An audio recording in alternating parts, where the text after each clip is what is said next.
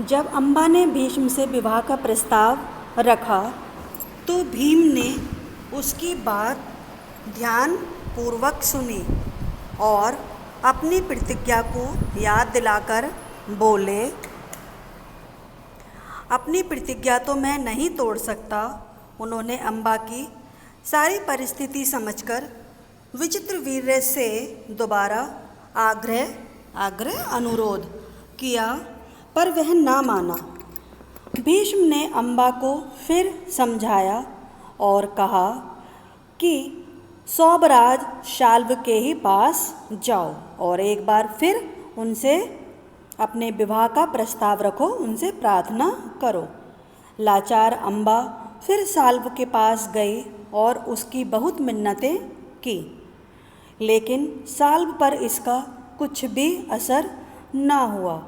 लेकिन दूसरे की जीती हुई कन्या को स्वीकार करने से सौबराज ने साफ इनकार कर दिया।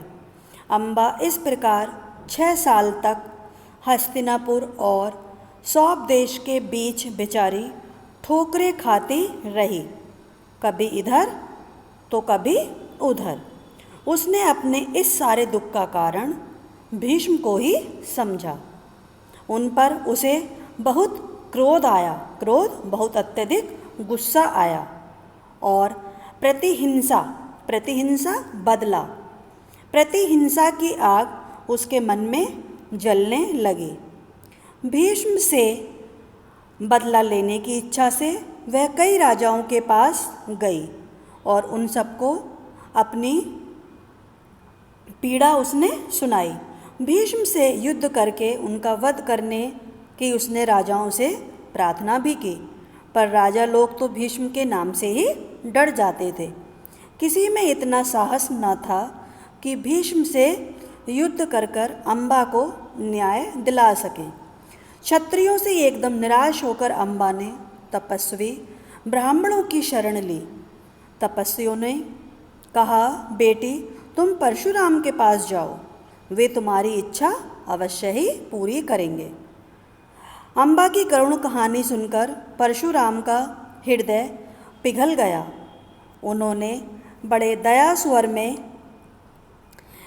कहा, काशी राजकन्या तुम मुझसे क्या चाहती हो?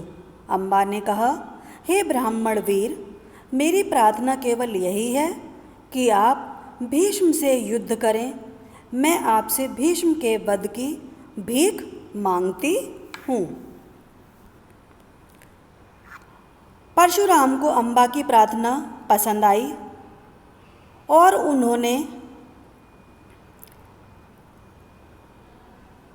भीष्म से युद्ध के लिए प्रस्ताव को स्वीकार कर लिया। कई दिनों तक युद्ध दोनों के बीच होता रहा, फिर भी हार जीत का निश्चय न हो सका। अंत में परशुराम ने ही हार मान ली और उन्होंने अम्बा से कहा, जो कुछ मेरे वश में था मैं कर चुका। पर अम्बा ऐसी बातों से कब डरने वाली थी। उसने वन में जाकर फिर तपस्या शुरू की और तपोबल से स्त्री रूप छोड़कर वह एक पुरुष बन गई और उसने अपना नाम शिखंडी रख लिया। उसने अपना नाम क्या रखा? शिखंडी। जब कौरवों और पांडवों के बीच कुरुक्षेत्र के मैदान में युद्ध हुआ तो भीष्म के विरुद्ध लड़ते समय शिखंडी रथ के आगे बैठा था और अर्जुन ठीक उसके पीछे, क्योंकि भीष्म पितामह ने महाभारत का युद्ध होने से पहले यह प्रतिज्ञा ली थी कि वो किसी भी स्त्री पर हाथ नहीं उठाएंगे।